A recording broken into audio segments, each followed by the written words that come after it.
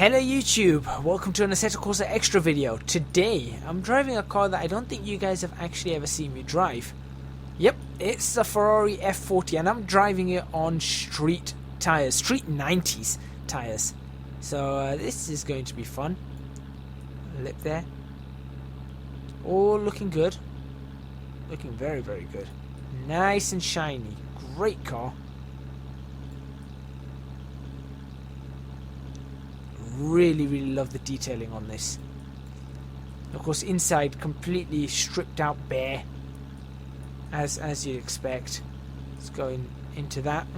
Let's go into our view. Right, I think I'm gonna drive it like this. Actually, no. You know what? I'm not gonna drive it like that. I'm gonna drive it like this, even though I wanted to drive it in the other view. And the reason I want to drive it like this, I want to show you how difficult it is to try and drive this car at any relative speed. First of all, sound. How does that sound from outside? Oh, that is perfect. Although, why that center exhaust doesn't actually... I'm not sure why the center exhaust doesn't actually do anything, but here we go. So, expect crashing? Probably a lot of crashing. In fact, you know what? Before I even do that, I need to... Let's stop this, because I think I've got my steering wheel a little bit too far forward. Let's push that back a bit. That's better.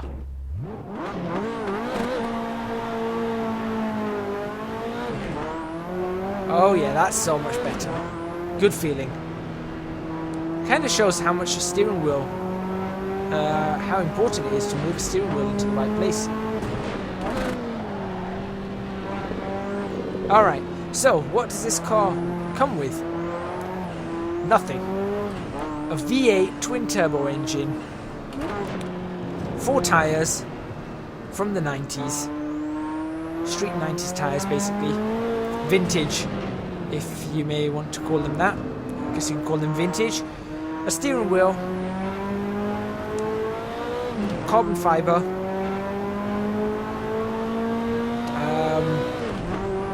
that's it. That's pretty much it. It's a go-kart with a twin-turbo V8 applied to it. That's what it's just had, a twin-turbo V8 bolted on. You sit with the car. You are one with the car.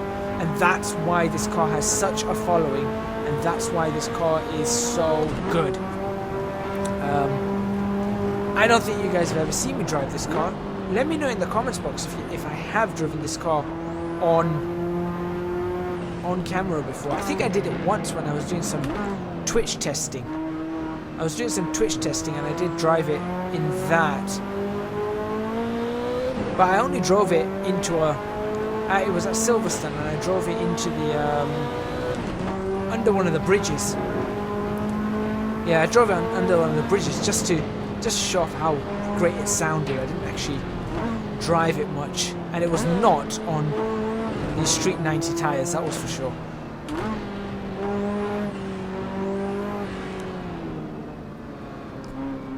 So yeah, this is one of those cars that redefined sports cars, supercars, hypercars, everything for the future. It's just such a beautiful car. It's one of those cars that you probably will never ever own one. You got more of a chance of owning a LaFerrari or a McLaren P1 or something as opposed to one of these. But it's one of those that is on many car enthusiasts' wish list.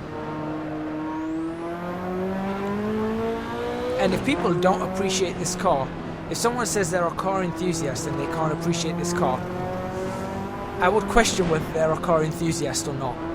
Because this car is just so awesome.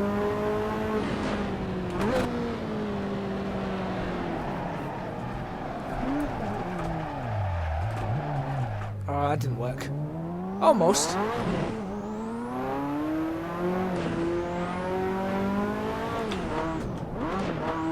Oops.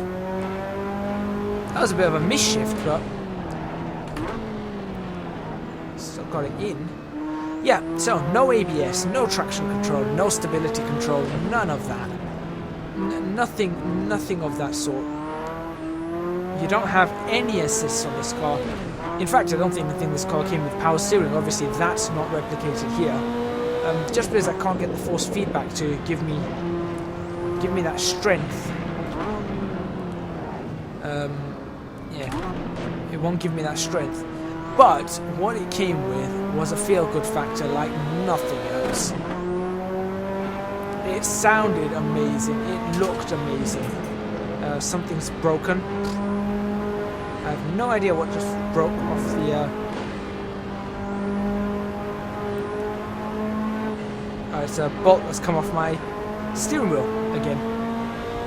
I need to get that bolt back in. I should screw it in properly. Oh well, steering wheel will last this session easily. That's all the vibration over 5... how long have I had this set up? I've had this steering wheel for 6 years. I've had the steering wheel for 6 years, and I've had this wheel stand set up for 5, I think. So yeah, 5 years it's been connected like this. But what a car this is. And I'm so glad Assetto Corsa have this car. Woohoo! I mean, yes, you can actually slide this car, but I'm not confident enough to do it, and I feel that it's just not gonna play right with me. There are ways to slide this car. I've done it before. Oh dear. You don't want to go off like that though. I have slid this car before, but I can't remember how I did it. It was a good slide. I mean, the thing is, I have slid this car. This car has been in so many games throughout history. I think Outrun had this. Ferrari Challenge naturally had this car. Need for Speed. Did Need for Speed have this car? I think Need for Speed may have had this car when Ferraris were included in it. I can't remember. No, it had the F50. Didn't have the F40. No, Need for Speed did not have the F40. Gran Turismo naturally has got this. Forza. Project Cars. Project Cars have this? It must do.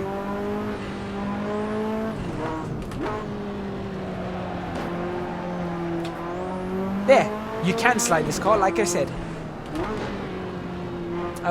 And I first slid this car by mistake in Gran Turismo on this very track in Gran Turismo 5, and it was actually at this. It was actually more towards the start of the lap, and I slid it at 100 miles an hour. Turn. If you look at the Nordschleife layout, turn 3, I suppose. So I slid out turn 3, and it was one of the coolest pictures that I've ever taken in Gran Turismo. And then to see if I could do that in Assetto Corsa, I tried the same thing. It felt different, obviously it felt more accurate, but I did manage to get pretty much the same slide on. Although it did take me longer and it was harder to... It took a lot more understanding of the car. But yeah, this car is so good, and I thought... I wasn't sure whether you guys had ever seen me drive it, so I thought I'd drive it for a bit. You know what? I might do another lap. Just let you guys enjoy me driving this car. And enjoy the noises of this car. 5 gears, of course, dogleg gearbox, which isn't what I've got set up here. So first gear is actually where you'd normally find second in a manual. Second is where you'd find third, fourth and fifth. And fifth where you'd find sixth in a car that has 6 gears.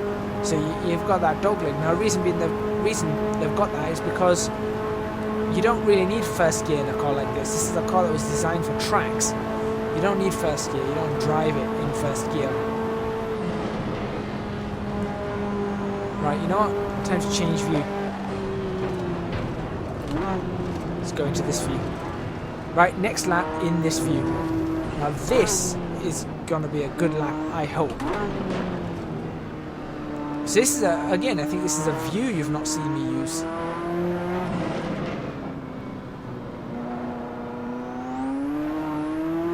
So you're not going to see me twiddling around with the steering wheel. You may hear it, but you're not going to see it. What you're going to see though is almost a dash cam view.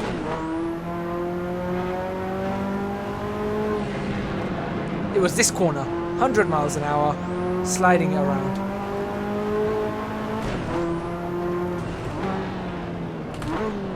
Obviously, both of those times I was on semi-slick tyres, which gave me grip.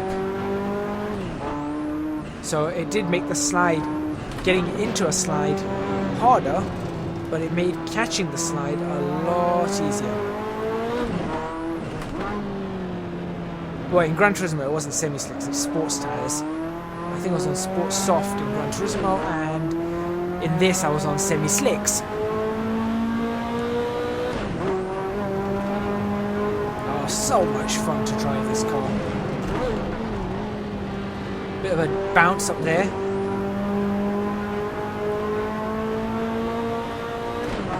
Back on flooring the gas. Foot hard down on the accelerator there.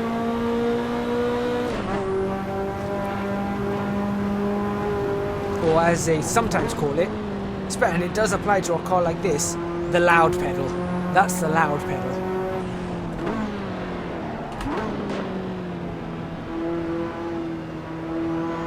And you really feel like you need to drive this car fast. You need to shift the gears quickly. But the car just feels so in touch with you.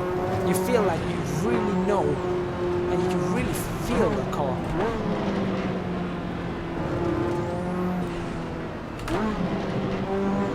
And the backfire noises in this, the car just constantly crackles. And the turbo, of course, you heard that there. And the turbo lag on this car is insane as well. I mean, I think 0 to 30 is slower than most cars, but from 30 onwards, it just goes. It's off like a rocket. It is absolute rocket.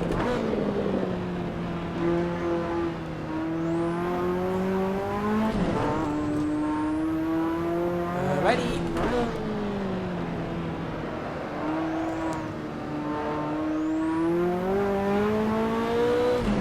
Caught a bit of grip there. You might have seen the revs just start to slide up a little bit and then just drop down as I caught some grip. Right, let's get this corner right this time. Let's not bother trying to slide it. This is the one first gear corner on this track, I think. I think second would have done. I had to counter steer there. I think second would have done the trick, but first it is. Second gear for this corner. I don't like going up on that curb because sometimes it pulls you in. Second gear for this one too.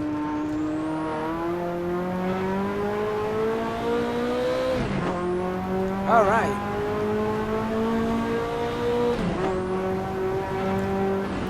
Such a nice car.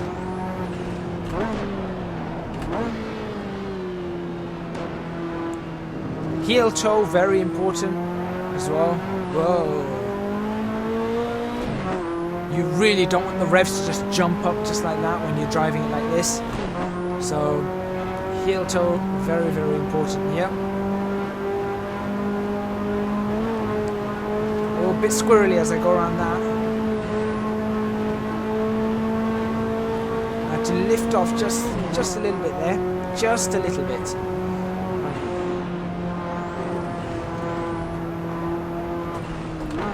Bring it right down to about 100 miles an hour here. That seems to be the speed for this. If you want to go around that corner in a nice calm manner, any car, 100 miles an hour seems to be the right speed for it. So far that I've tried. It just seems to be just the right speed for cars to just go around.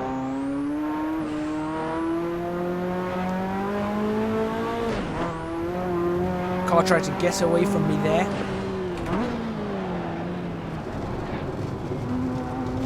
Back down on this stuff. Don't like that stuff really. Car slid again, but there I just kept my foot hard down, and on that one I kept my foot hard down out of the carousel and just let the steering wheel do the job there.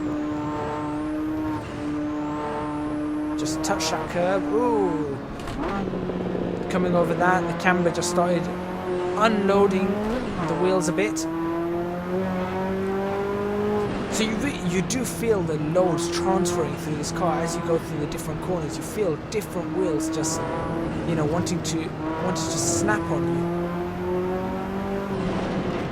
And it's an amazing feeling. And it's definitely one of my favourite cars.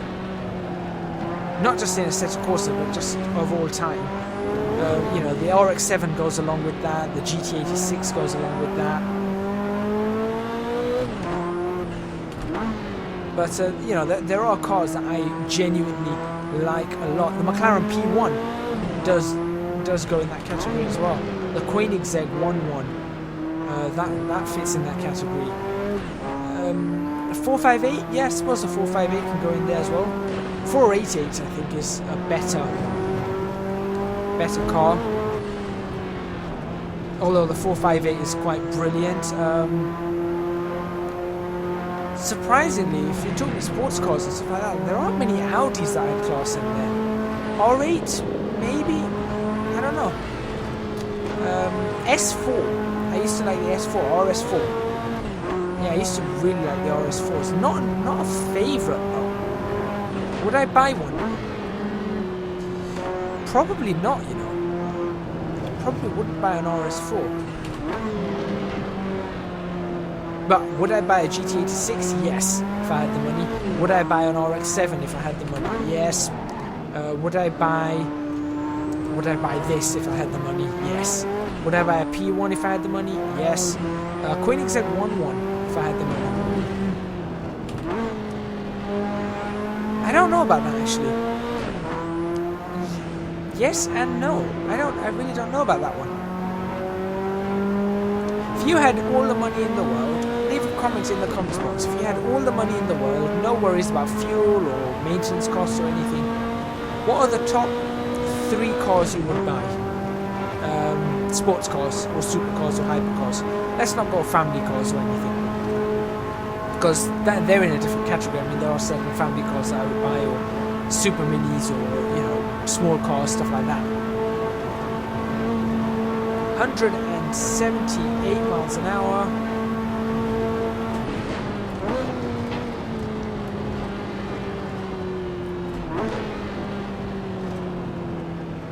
Keep my foot half on the brake there.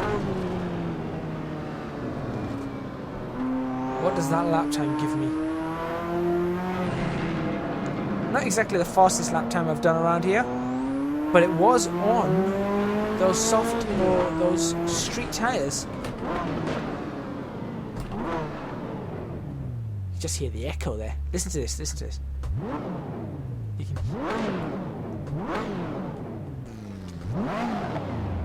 Fantastic. Well, I'm going to end this extra video there. Thank you very much for watching. It's almost the length of a normal video. Huh.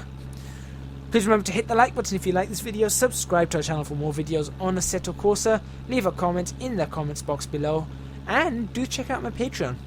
Link to that is in the description box below. Please do check that out and share. I'll see you guys next time.